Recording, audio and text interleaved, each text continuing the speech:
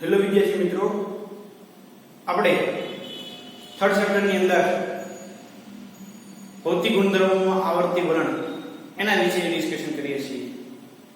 તેની અંદર મિત્રો આપણે લાસ્ટ લેક્ચરની અંદર આયનીકરણ એન્થાલ્પી વિશેની વાત કરી ગયા, જે આપણે ખૂબ સારી રીતે ડેપ્થની અંદર દરેક પોઈન્ટ ખૂબ સારી રીતે જે છે શાંતિપૂર્વક આપણે સમજ્યા. આજના લેક્ચરની અંદર મિત્રો તત્વોના ભૌતિક ગુણધર્મોમાં આવર્તી વલણ વિશેની અંદર પરમાણુ ત્રિજ્યા, આયોનિક ત્રિજ્યા, આયનીકરણ એન્થાલ્પી એને લગતા એમસીક્યુ ની જે છે આપણે ડિસ્કશન કરવાના છીએ. ક્લાસ લેક્ચર જે છે મોટો લેક્ચર હતો મિત્રો. હવે મિત્રો આખો ટોપિક એક સાથે ખૂબ શાંતિથી આપણે સમજવો પડે, એટલા માટે એ લેક્ચર જે છે એ 1 કલાક ને 2 મિનિટ જેવો જે છે આપણે લીધેલો. એ દરેક પોઈન્ટ આયનીકરણ એન્થાલ્પીના તમે તમારા માઇન્ડની અંદર ખૂબ સારી રીતે સેટ કરી દીધા છે. આજે આપણે એનથી એક સ્ટેપ આગળ તે આયનીકરણ એન્થાલ્પીના કોન્સેપ્ટને આપણે એમસીક્યુ ની અંદર કઈ રીતે એપ્લાય કરીશું મિત્રો. પરમાણુ ત્રિજ્યાનો કોન્સેપ્ટ આપણે શીખી ગયા, એના એ જે થિયરીને આપણે કઈ રીતે એમસીક્યુ ની અંદર એપ્લાય કરીશું.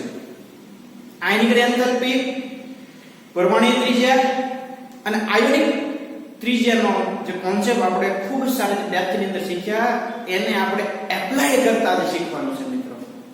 ખાસ અગત્યના એમસીક્યુ છે મિત્રો. એક એમસીક્યુ તમારું લોજિક, તમારું અન્ડરસ્ટેન્ડિંગ પાવર, એ બધું જે છે એ મેજર કરી લેવા છે.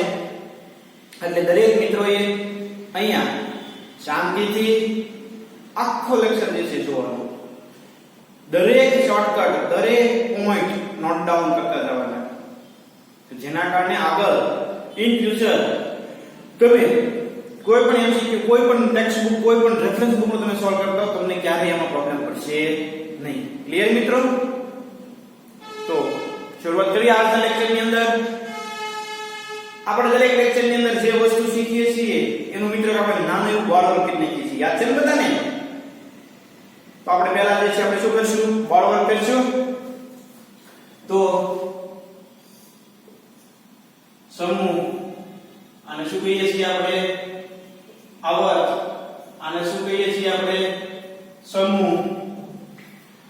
સમૂહમાં હું શીખી ગયા ભાઈ ઉપરથી નીચે તરફ, તો કે પરમાણુય ત્રિજ્યા વધે,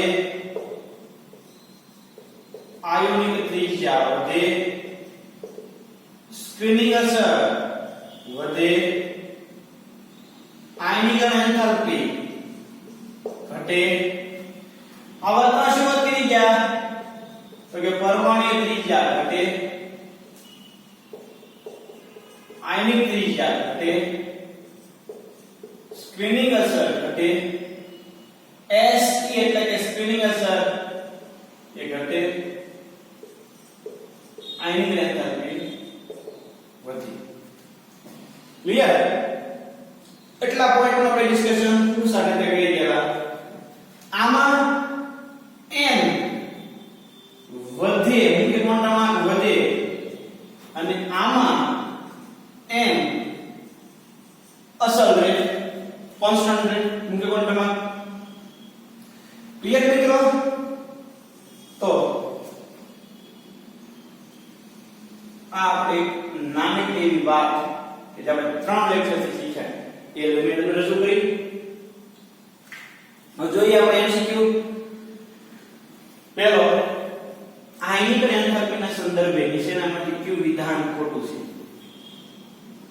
આયનીકરણ એન્થાલ્પી માટે ખોટું વિધાન કયું છે? તો એ ઓપ્શન એવું કહે છે કે ઇલેક્ટ્રોનની સંખ્યામાં ક્રમશઃ વધારતો આયનીકરણ એન્થાલ્પી વધે. આ વર્તન અંદર વધવાની છે મિત્રો. એટલે એ ઓપ્શન ખરો છે, પણ યાદ રાખજો આપણે અહીં એક એવો શબ્દ ઉમેરી દેવો પડે, આવર્ત.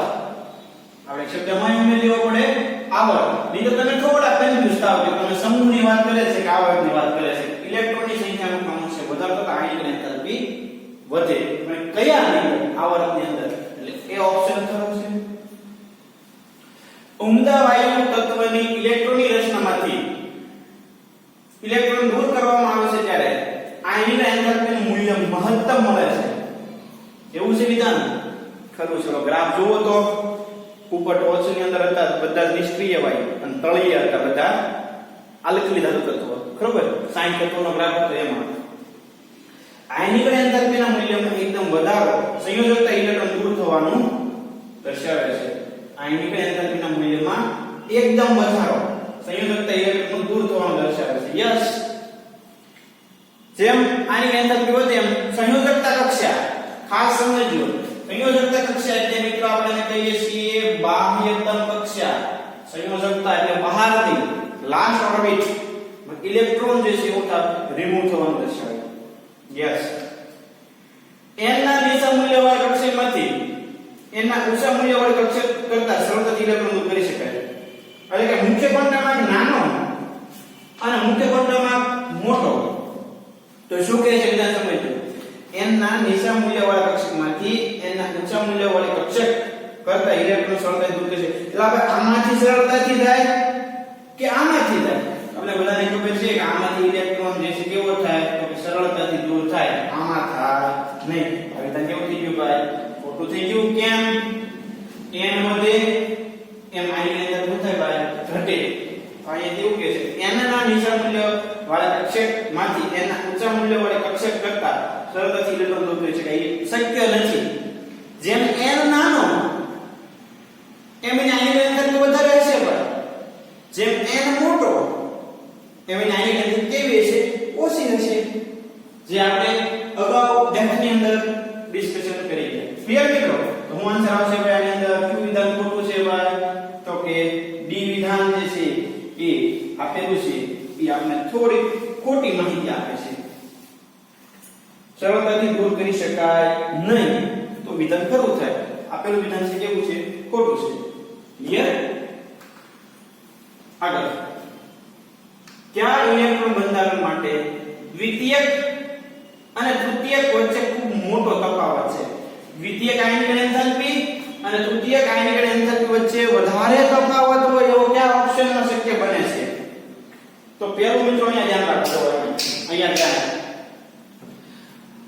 આપને એ તો ખ્યાલ છે કે પ્રથમ આયનિક એન્થાલ્પી કરતા દ્વિતીયક આયનિક એન્થાલ્પી જે છે વધારે હોય એના કરતા તૃતીયક આયનિક એન્થાલ્પી વધારે હોય પણ આ બે વચ્ચેના ગેપ શેમાં વધારે છે ઈ તમારે MCQ નો આન્સર ગોતવાનો છે મેં તમને શું કીધેલું છે અગાઉના લેક્ચરની અંદર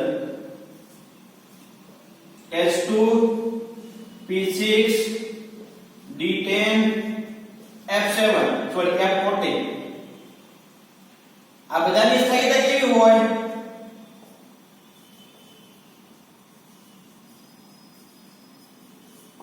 સ્થાયીતા વધુ એટલે જો ઇલેક્ટ્રોનને દૂર કરવો હોય તો ઊર્જા વધારે આપવી પડે સ્થાયીતા વધુ તેથી ઇલેક્ટ્રોનને દૂર કરવા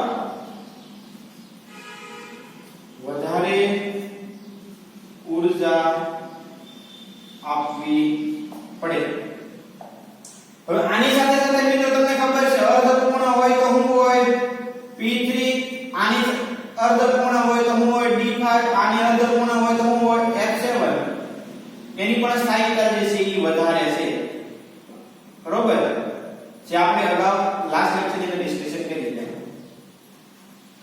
હવે અહીંયા સમજો આ બે વચ્ચેનો ગેપ શેમાં વધારે છે તો નક્કી કરવું છે એટલે પહેલો ઇલેક્ટ્રોન દૂર થઈ ગયા પછીની વાત કરે છે એટલે ધારો કે એક તત્વ હશે એમ ઈ પહેલા તો કઈ કન્ડિશનમાં હોવો જોઈએ ગેસિયસ કન્ડિશનમાં હોવો જોઈએ આપણી શરત છે ભાઈ એમાંથી m થયું પ્લસ ઇલેક્ટ્રોન થયું અહીંયા જે ઊર્જા આપી એને પ્રથમ આયનિક એન્થાલ્પી કહેવાય હવે મિત્રો આ ઇલેક્ટ્રોન ને એરાની સાથેના માઈનસ ડિગ્રીના મોટો આવે હવે માઈનસ ઇલેક્ટ્રોન કરવો એટલે આ m+2 થાય એટલે અહીંયા અને અહીંયા માઈનસ ઇલેક્ટ્રોન કરવો એટલે શું થાય m+3 અહીંયા જે ઊર્જા આપી IE2 કહેવાય અહીંયા જે ઊર્જા આપી એનું કહેવાય IE3 આ બે વચ્ચેનો ગેપ આ અને આ એના વચ્ચેનો ગેપ સૌથી વધારે શેમાં હશે? તો મિત્રો યાદ રાખજો કે અહીંયા જે છે ને ઈ આમાંથી કોઈ આવતી હશે. આની ઇલેક્ટ્રોનિક રચના કેવી હશે? ઇલેક્ટ્રોનિક રચના કેવી હશે મિત્રો? તો કે કાં તો એમાં S2 આવતું છે, કાં તો P6 આવતું છે, અથવા તો D5 આવતું છે, અથવા તો D10 આવતું છે, તો F14 આવતું છે, તો F7 આવતું છે, અથવા તો P3 આવતું છે. તો જ આની વચ્ચે ઊર્જા તફાવત વધારે હોય. કેમ?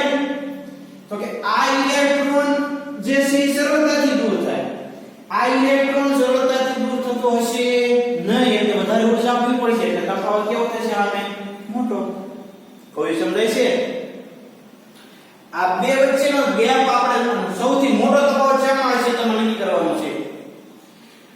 એટલે કે બીજો ઇલેક્ટ્રોન જે છે, બીજો ઇલેક્ટ્રોન ઈ સરળતાથી દૂર થાય, સરળતાથી દૂર થશે. અને ત્રીજો ઇલેક્ટ્રોન જે છે, ત્રીજો ઇલેક્ટ્રોન એ સરળતાથી દૂર થશે નહીં. તો તફાવત મોટો મળે.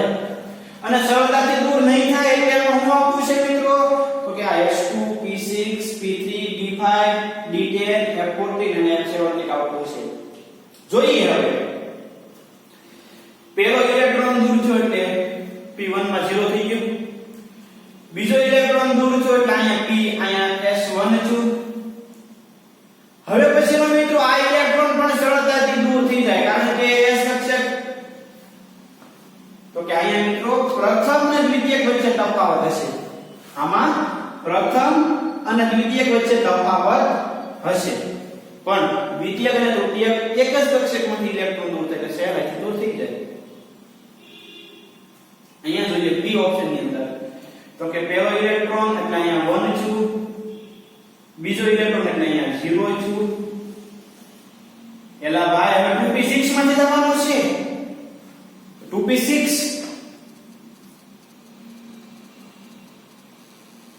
સ્થાયિત્વ કેવી? વધારે. તો ઊર્જા કેવી? વધારે. તો મિત્રો અહીંયા I3 અને I2 વચ્ચેનો તફાવત તમને મોટો જોવા મળશે. આ પાછો મળી ગયો. હજી પાછું જોઈ બીજું કઈ નતું ને. જો એક ગયો એટલે 1, બીજો ગયો એટલે અહીંયા કેવા થઈ ગયા ભાઈ? તો કે 0. હવે અહીંયા થોડો ગેપ હશે. અહીંયા 3 તો P3 માં જ જામ છે એટલે કોઈ પ્રોબ્લેમ નથી. અહીંયા ગેપ હશે મિત્રો, પણ અહીંયા બે ઇલેક્ટ્રોન છે, સામે 6 ઇલેક્ટ્રોન છે. આમાંથી જે છે મિત્રો બીજો ઇલેક્ટ્રોન, કારણ કે ક્વોન્ટમ નંબર આખો ચેન્જ થઈ જાય છે. જો અહીંયા ક્વોન્ટમ નંબર એક સરખો રહે છે, અહીંયા H2 આવે છે, પણ અહીંયા n કેવો છે ભાઈ? સમાન. અહીંયા n કેવો થઈ ગયો? અલગ અલગ, એટલે વધારે તફાવત હશે. આ બે છે કે H2 વધારે સ્થાયી હોય, પણ એનો ક્વોન્ટમમાં કેવો છે? સરખો છે. આમ ક્વોન્ટમમાં કેવો છે? અલગ અલગ છે. એટલે મિત્રો આમાં દ્વિતીયક અને તૃતીયક વચ્ચે ઊર્જા તફાવત કેવો હશે મિત્રો? વધારે હશે. ખાસ પોઈન્ટને નોટ ડાઉન કરજો. બીજો અને ત્રીજો ઇલેક્ટ્રોન દૂર થાય એમની વચ્ચે ઊર્જા તફાવત ક્યારે વધારે હોય મિત્રો? તો પેલો આવું હોય ત્યારે બે ઓપ્શન નો શક્ય બને તો મુખ્ય ક્વોન્ટમ આપણે તમારે ધ્યાનમાં લેવો પડે. મુખ્ય ક્વોન્ટમ આપણે ધ્યાનમાં લીધો એટલે આપણા માટે આન્સર કયો આવશે ભાઈ? બી આન્સર આવશે. ઓકે. પ્રથમ આયનિક એન્થાલ્પી I1 માટેનો યોગ્ય ક્રમ પસંદ કરો. કયા તત્વો આપ્યા છે? તો એલ્યુમિનિયમ, Mg, સિલિકોન, સલ્ફર અને ફોસ્ફરસ. એટલે કે એ બધા કયા આવર્તના છે? તો કે n બરાબર 3 કોઈ આવર્તના છે. કયા કયા તત્વો છે? તો કે Mg છે, એલ્યુમિનિયમ છે, સિલિકોન, ફોસ્ફરસ અને સલ્ફર. આવો ક્રમ છે ને? આવો ક્રમ છે. એક જ આવર્તની અંદર પહેલા Mg 12, 13, 14, 15 અને 16. પણ મિત્રો આપણે પ્રથમ આયનિક એન્થાલ્પીનો યોગ્ય ક્રમ પસંદ કરવાનો છે. એટલે ઇલેક્ટ્રોનિક ઇન્ટિગ્રેશનમાં આવું નથી આવતું ને, એવું પહેલા એકવાર જોઈ લેવાનું. જો એવું આવતું હોય તો આયનિક એન્થાલ્પીમાં અપવાદ જોવા મળે. તો કે મિત્રો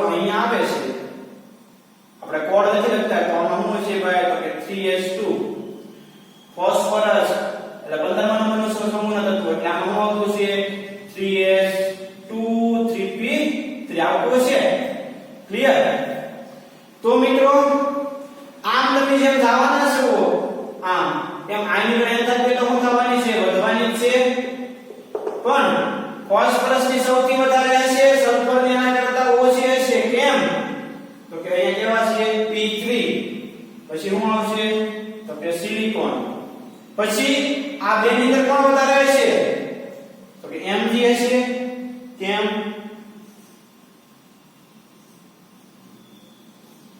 ત્યાર પછી એલ્યુમિનિયમ તો આવો ક્રમ તમને જોવા મળશે એલ્યુમિનિયમ ની સૌથી ઓછી એના કરતા Mg ની વધારે સિલિકોન સલ્ફર ને ફોસ્ફરસ એટલે કયો ક્રમ છે ભાઈ ઈ ઓપ્શન માં આપેલો ક્રમ જ છે આપણને કેવો મળશે રો મળશે ઓકે મિત્રો ખાસ જે છે ક્લિયર કરવાનું આપણા માટે અગત્યની વાત છે કે આવું આપેલું હોય પ્રથમ આની એન્થાલ્પી કે એટલે જોઈ લેવાનું ચેક કરવાનું કે આવું કે નથી આવતું ને આવું લખેલું છે આપણા માટે કી પોઈન્ટ છે મિત્રો જોજો દરેક ની અંદર આપણે એપ્લાય કરતા રહેશું ઓકે આયનીય ત્રિજ્યાનો યોગ્ય ક્રમ લખો તો પહેલા તો આપણે આ ખબર પડી જો બધા કેવા છે તો કે સમ ઇલેક્ટ્રોનીય છે બધા કેવા છે સમ ઇલેક્ટ્રોનીય છે તો મિત્રો મેં તમને સમ ઇલેક્ટ્રોનીય માટે કી પોઈન્ટ લખાવ્યો સમ ઇલેક્ટ્રોનીય માટે મેં તમને કી પોઈન્ટ લખાવ્યો તો કયો પોઈન્ટ હતો તો કે જેમ નેગેટિવ ચાર્જ વધુ તેમ કદ નાનું અને જેમ પોઝિટિવ ચાર્જ વધુ સોરી હું લખવાનું ને જેમ નેગેટિવ ચાર્જ વધુ તેમ કદ કેવું ભાઈ વધુ જેમ પોઝિટિવ ચાર્જ વધુ તેમ કદ કેવું ભાઈ તો કે નાનું બરોબર આવું જે છે આપણે ભણી ગયા ને આવું સમ ઇલેક્ટ્રોનની શ્રેણી માટે જેમ ધન વીજભાર વધે એમ કદ ઘટે એમ ઋણ વીજભાર વધે એમ કદ શું થાય વધે તો મિત્રો ઓબ્વિયસલી હવે તમને ખબર પડી જાય કે સમ ઇલેક્ટ્રોનીય શ્રેણી માટે હવે શું થાય તો આ ધ્યાનમાં લેવાનું છે આપણે એમસીક્યુ સોલ્વ થઈ ગયો કયો આન્સર આવશે કયો તો જોઈ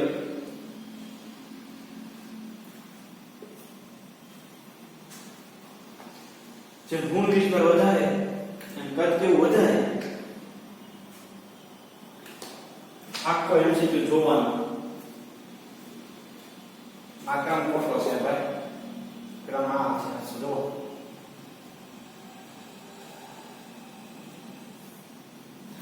આખા પોઈન્ટ ને તમારે ખૂબ શાંતિથી જોવાનો જો ઝડપથી કોઈ આવી રીતે આન્સર દઈ દેશે તો એ ભૂલ પડે બરોબર મિત્રો ખાસ યાદ રાખજો અહીંયા તમે આ જોવો આ જોઈ લીધું એટલે વાત કે કોઈ એમ ન હોય આખો એમસીક્યુ તમારે જોવો પડે શાંતિથી આ આન્સર નો આવે ખરેખર કેમ નો આવેલા ભાઈ calcium plus potassium potassium plus 1 છેલ્લે આપ્યું છે આ વિધાન આપણે અહીંયા કેવું થઈ ગયું ખોટું થઈ ગયું એટલે આ નો આવે આન્સર કેવો આવે આ આવે જો હવે તમે આ સરખાવો કેવું થશે ખરું થશે ક્લિયર મિત્રો એટલે નાની નાની વસ્તુને જે છે તમારે પકડવાની અને જે છે તમારે આન્સર દેવાનો તમને જે છે ક્યારે પ્રોબ્લેમ પડશે નહીં ક્લિયર તો હવે તમને આ વસ્તુ ક્લિયર થઈ ગઈ હશે ઓકે જોઈએ આપણે આગળ હવે ઓક્સિજન કાર્બન ફ્લોરિન અને બ્રોમિન ને પરમાણુ ત્રિજ્યાના સરખા ક્રમમાં રજૂ કરવાના છે પરમાણુ ત્રિજ્યાનો વધતો ક્રમ એટલે પહેલા આપણે એના શું આ નક્કી કરીએ છીએ પરમાણુ ત્રિજ્યા માટે તો કે આવર્ત નક્કી કરીએ છીએ ચાલશે ને બધાને પહેલા આપણે આવર્ત નક્કી કરીએ છીએ પછી કદમાં ગોઠવીએ છીએ તો ઓક્સિજન એટલે બીજા આવર્તની અંદર આવે કાર્બન પણ બીજાની અંદર ફ્લોરિન પણ બીજાની અંદર આ જે છે ત્રીજાની અંદર અને આ છે કેટલામાં ચોથાની અંદર બરોબર ને ક્લોરીન જે છે બીજાની અંદર ક્લોરીન ત્રીજાની અંદર અને બ્રોમિન ચોથાની અંદર ક્લોરીન ક્લોરીન બ્રોમિન અને આયોડીન પાક્કું સમજાય છે ભાઈ ક્લોરીન પછી ક્લોરીન પછી બ્રોમિન પછી આયોડીન ક્લોરીન બીજાની અંદર ક્લોરીન ત્રીજાની અંદર ચોથાની અંદર હવે તે મને કહો તો આ આવર્ત બદલ્યો એટલે સમૂહ નીચે તરફ ગયો ને ઘણી કે જો આવું છું આ બીજાની અંદર ક્લોરીન અને બ્રોમિન તો આ સમૂહ ઉપરથી નીચે તરફ જાવ એમ શું થાય પાછું વધે તો સૌથી વધારે કોની છે તો કે કે બ્રોમિન ની છે ભાઈ, પછી એના કરતા ઓછી ક્લોરીન ની, ત્યાર પછી આ બે વાતે હવે કોણ કદમાં જે છે એ મોટું હશે? તો કે મિત્રો આ એક જ આવર્તના તત્વો છે. જો એક જ આવર્તના તત્વો હોય તો આપણે પાછું આ જોવાનું ડાબીથી જમણી બાજુ. તો જે ડાબી બાજુ હોય કદમાં મોટું હોય, આ ત્રણમાં કોણ ડાબી બાજુ હોય? તો કે કાર્બન. ત્યાર પછી કોણ હોય? તો કે ઓક્સિજન. અને ત્યાર પછી કોણ હોય? તો કે ક્લોરીન. તો આવો ક્રમ તમને જોવા મળે આપેલા તત્વો માટે. તો ઓપ્શન આવે છે બ્રોમિન સૌથી વધારે, ક્લોરીન સૌથી ઓછી. તો અહીંયા નથી, આ સી માં નથી, આમાં નથી. એફ માં જો ડી માં જો ક્લોરીન સૌથી ઓછી, છઠ્ઠો ક્રમ કીધો છે ક્લોરીન, પછી ઓક્સિજન, પછી કાર્બન, પછી ક્લોરીન અને બ્રોમિન. ડી આન્સર આવે ભાઈ, ક્લિયર થઈ ગયું. સમજાય છે? પહેલા શું નક્કી કર્યું? તો કે આવર્ત. પછી મેં શું વિશે કર્યું? તો કે સમૂહ વિશે મેં વાત કરી. તો કે સમૂહમાં ક્લોરીન અને બ્રોમિન આવી રીતે થયા, તો ઉપરથી નીચે તરફ જાવે, પછી શું તે પરમાણુ થઈ જાય બધે. એને મેં અહીંયા એપ્લાય કર્યો ઈ ક્રમ. પણ અહીંયા પછી મારે જોવું પડે એક જ આવર્તના છે. તો કે ડાબી બાજુ કોઈ પહેલા આવે, જેની બાજુ વધારે હોય, જમણી બાજુ પર કેવું હોય તત્વો વાળા નાનું હોય. તો ક્લિયર થઈ જાય મિત્રો? તો હવે આમાં કયો આન્સર આવશે? ક્લિયર થઈ જશે. જો દરેક તત્વો માટે મિત્રો આવર્ત નંબર, સમૂહ નંબર ઈ આપણે એસ વિભાગ ને પી વિભાગ ને મેં તમને કંઠસ્થ પાકા કહેવાના કીધા છે એટલે ખાસ કરી નાખજો. બરોબર? કારણ કે આપણા માટે ખાસ અગત્યના છે મિત્રો. એક પોઈન્ટ એક એમસીક્યુ ના ડિસ્કશન કરવા માટે આપણે એનો ઉપયોગ કરવાના છીએ. ઓકે, આગળ હવે ઘટકોના કદના સંદર્ભમાં કયો ક્રમ સાચો છે આ એપ્લાય કરવાનું છે. +4 +2 +1 છે તો m+4 m+2 અને m. જેમ ધન 20 પર વધે એમ કદ શું થાય? નાનું થાય. તો આ સૌથી નાનો આવો ક્રમ તમને મળે m+4 m+2 ને m. જેમ ધન 20 પર વધે એમ કદ કેવું? નાનું. સેવ એક ઓપ્શન એટલે આપણે ડી માં જોવો છે. જેમ ધન 20 વાર વધે, અહીંયા ધ્યાન, જેમ ધન 20 વાર વધે તેમ કદ ઘટે. જેમ ઋણ 20 વાર વધે એમ કદ શું થાય? વધે. એક પોઈન્ટ મિત્રો સમજતા જાય તો તમારો જેટલો અન્ડરસ્ટેન્ડિંગ પાવર વધારશો એટલો તમે વધારે બેનિફિટ. ઓકે, તો આમાં શું આન્સર આવશે ભાઈ? ડી આન્સર આવશે. ક્લિયર? આગળ આયનિક ત્રિજ્યા માટેનો યોગ્ય ક્રમ. તો મિત્રો પહેલા આપણે આમાં શું નક્કી કરીશું? તો કે આવર્ત. પછી હું નક્કી કરીશું જો એક સમૂહના છે કે નહીં એવું, એટલે આપણે કોઈ પડી ગયું.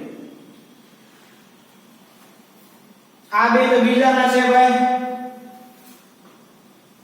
બરોબર? આ બે ત્રીજાના છે. તો કે યસ. તો આપણે ઈ તો ખબર છે કે ત્રીજો આવર્તના તત્વો હોય કદમાં મોટા હોય, બીજા આવર્તના તત્વો કદમાં નાના હોય. કારણ કે એના માટે સમૂહ ઓલો થઈ ગયો ને, આવર્ત ઉપર નીચે થઈ જાય. તો જે નીચે હોય કદમાં મોટો હોય. તો આ બે સમઇલેક્ટ્રોનીય છે અને આ બે સમઇલેક્ટ્રોનીય છે. તો સમઇલેક્ટ્રોનીય માટે પાછું આગળ કરવું પડે. તો O- 2 અને F- ની અંદર કોણ કદમાં મોટું હશે? કે જેમ ઋણ 20 પર વધારે કદ વધારે.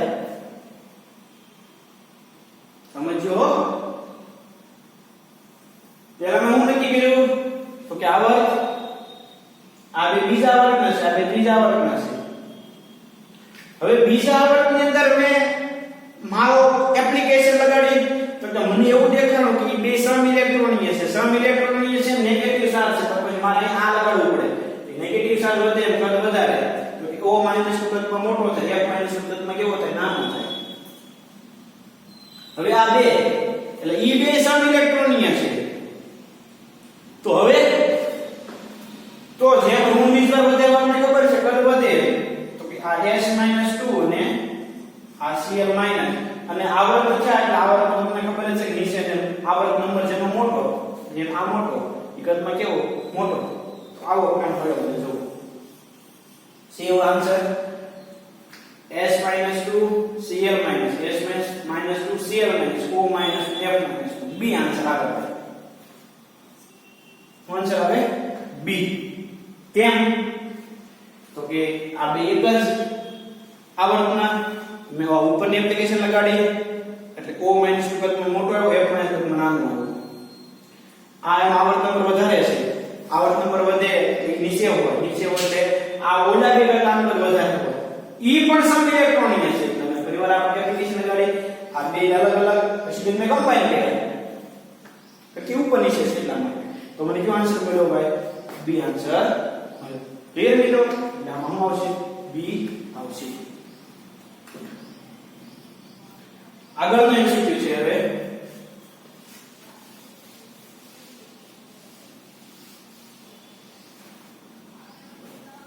આવર્ત કોષ્ટકમાં પરમાણુની ત્રિજ્યાઓમાં વિચલન સંબંધિત નીચેનામાંથી કયું વિધાન સાચું નથી એટલે કે ખોટું છે પરમાણુની ત્રિજ્યા માટે કોના માટે તો કે પરમાણુની ત્રિજ્યા માટે આપણે શું કરવાનું છે ખોટું વિધાન પસંદ કરવાનું છે નીચે આપેલા છે કોઈ પણ સમૂહમાં પરમાણુ આકાર વધારો થવાથી કદમાં સતત વધારો થાય છે આ સાચી વાત છે સમૂહમાં ઉપરથી નીચે તરફ જાવ z વધવાનો છે z વધવાનો છે એટલે પરમાણુ ત્રિજ્યા વધવાની જ છે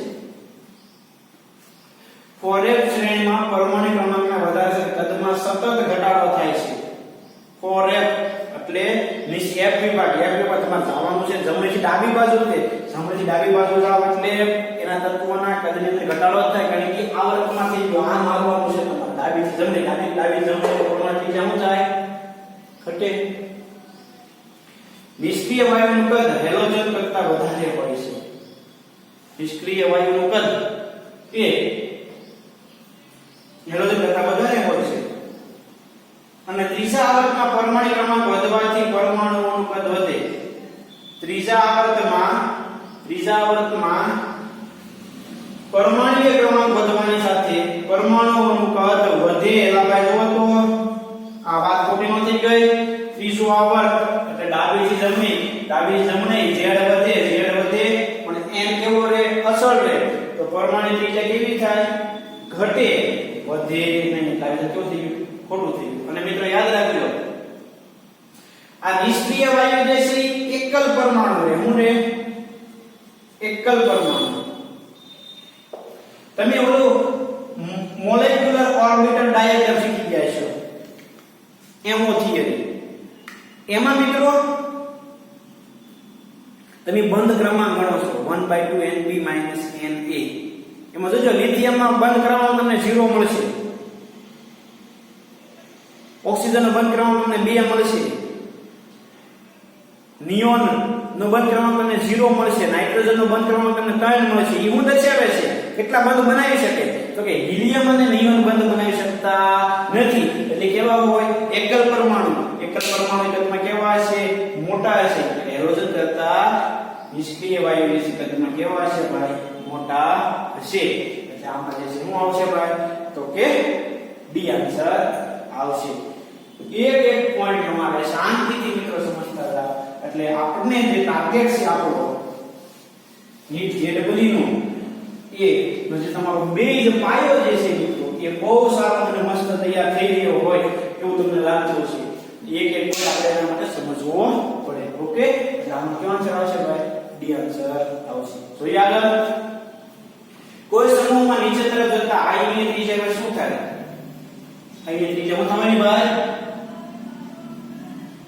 વધવાની ઉપરથી નીચે તરફ સતત શું થાય ભાઈ ઉપરથી નીચે તરફ સતત વધે ઉપરથી નીચે તરફ જાય એમ વર્ગમાં i ની ત્રિજ્યા ક્રમશઃ તમને વધારો જોવા મળશે ક્લિયર દાખલામાં આવશે સી આન્સર આવશે આગળ પોટેશિયમ અને Cl- આયન સમ ઇલેક્ટ્રોનીય છે એટલે આ મગજમાં આવું તો સમ ઇલેક્ટ્રોનીય છે ઇલેક્ટ્રોનની સંખ્યા સરખી 19 ઇલેક્ટ્રોનમાંથી એક ગુમાવે એટલે 18 17 માં એક મેળવે એટલે 18 બે માં 18 ઇલેક્ટ્રોન છે એટલે કેવા છે સમ ઇલેક્ટ્રોનીય છે કયું વિધાન ખોટું છે તો આ તમને કહી દીધું 18 ઇલેક્ટ્રોન ધરાવે છે, બંને સમબંધારણ ધરાવે છે, સમજતા થઈએ. Cl ion A K i કરતા કદમાં મોટું, Cl એ પોટેશિયમ કરતા કદમાં મોટું. આની કદની બાબતમાં K ion Cl i કરતા કદમાં એ છીએ કે Cl કદમાં મોટું છે, પોટેશિયમ કદમાં નાનું છે, તો અહીંયા પાછું ઊંધું કીધું જુઓ. K ion Cl કરતા મોટું છે, તે વિધાન ખોટું થઈ ગયું. અને સમાન બંધારણ દર્શાવે. મુખ્ય ક્વોન્ટમમાં કેવો એક સરખો, મુખ્ય ક્વોન્ટમમાં એક સરખો મિત્રો. તમે ઇલેક્ટ્રોનની ગોઠવણી જુઓ તો તમને સમાન બંધારણ મળશે, કેમ કે 18 ઇલેક્ટ્રોન છે એટલા માટે. તો કયું વિધાન ખોટું થઈ ગયું ભાઈ? સી ઓપ્શન વાળું વિધાન થઈ ગયું ખોટું આપણા માટે. જો મિત્રો તમને જે આ કી પોઈન્ટ ને આપ્યા હોય ઈ તમારી માટે જો ક્લિયર હોય, એમાં તમને કોઈ ડાઉટ ન હોય તો ગમે એવો એમસીક્યુ તમને ગમે નથી પૂછવાની જોઈ તમને આન્સર દેશે આપણે. આગળ મિશેના પૈકી કયો સમૂહ સમ ઇલેક્ટ્રોનીય પ્રણાલીઓનો સંગ્રહ કરનારો છે? અહીંયા સીઝિયમ છે 55 બરોબર. યસ નાનો અક્ષર લખેલો છે, ટાઈપિંગ મિસ્ટેક છે. બીજો કયો સમૂહ સમ ઇલેક્ટ્રોનિક પ્રણાલીઓનો સંગ્રહ છે? એમાં જોઈએ તો 10 ઇલેક્ટ્રોન, કેલ્શિયમ 18 ઇલેક્ટ્રોન, આમાં 10 ઇલેક્ટ્રોન, સમ ઇલેક્ટ્રોનીય નથી. 10 એક જાય એટલે સોરી 11 એક જાય એટલે 10, 20 બે જાય એટલે 18, 12 બે જાય એટલે 10, સમ ઇલેક્ટ્રોનીય નથી. પણ અહીંયા જોવો તો 3 મેળવે 7 ને 3 10, 1 મેળવે 9 ને 10, 11 એક ગુમાવે 10, બધામાં કેવા ઇલેક્ટ્રોન છે? એક સરખા. આપેલા કેવો છે ભાઈ? બી ઓપ્શન સમ ઇલેક્ટ્રોનીય છે. કેવો છે? સમ ઇલેક્ટ્રોનીય. એટલે કયો આન્સર આવશે ભાઈ? બી આન્સર આવશે. ક્લિયર થાય છે ભાઈ વાત તમને બધાને? આ સમજવા પૂછે હો દરેક પોઈન્ટ નોટ ડાઉન બેસી કરતા જાજો, સમજાયો હોય. હવે આ તમારે ગણવાના થશે નહીં સમ ઇલેક્ટ્રોનીય. ઓકે. ક્રમિક આયનિક એન્થાલ્પીનો કયો ક્રમ? એટલે આપણે તમને કહી દીધેલું છે. પ્રથમ ઓછી, દ્વિતીય વધારે, તૃતીય કેના કરતા વધારે. કયો ક્રમ આવશે? આયનિક એન્થાલ્પીની અંદર પ્રથમ આયનિક એન્થાલ્પી ઓછી, દ્વિતીય કેના કરતા વધારે, તૃતીય કેના કરતા વધારે. એ ઓપ્શન જ આવશે. તૃતીય આયનિક એન્થાલ્પી વધારે, દ્વિતીય કેના કરતા ઓછી, પ્રથમ એના કરતા ઓછી. ક્લિયર મિત્રો? તત્વોનો કયો સમૂહ ન્યૂનતમ આયનિક એન્થાલ્પી દર્શાવે? ઓલો 60 નો ગ્રાફ હતો ને, નોબલ ગેસ સૌથી ઉપર ટોચ ઉપર હતા, તો તળિયે કોણ હતું? આલ્કલી ધાતુ તત્વ હતા મિત્રો. સમૂહ 1 કોણ હતું? સમૂહ 1 આલ્કલી ધાતુ તત્વ. એટલે કે એ આન્સર આવશે. ક્લિયર મિત્રો? તો આમાં કોણ આવશે? કોની સૌથી આયનિક એન્થાલ્પી સૌથી ઓછી હોય? તો કે આલ્કલી ધાતુ તત્વની. તો આ વાત થઈ મિત્રો પરમાણુય ત્રિજ્યા, આયોનિક ત્રિજ્યા, આયનીકરણ એન્થાલ્પી ને લગતા એમસીક્યુ ની. હજી મિત્રો આપણે એમસીક્યુ સોલ્વ કરવાના છે. નેક્સ્ટ લેક્ચર ની અંદર આપણે ફરીવાર જે છે એ આજે ટોપિક શીખી ગયા, અહીંયા સુધીના દરેક ટોપિકના એમસીક્યુ ની ડિસ્કશન જે છે એ ફરીવાર કરશું. તો મિત્રો આજે અહીંયા સુધી રાખીએ. નેક્સ્ટ લેક્ચર ની અંદર ફરીવાર એમસીક્યુ ડિસ્કશન માટે આપણે મળીશું. Okay, thank you.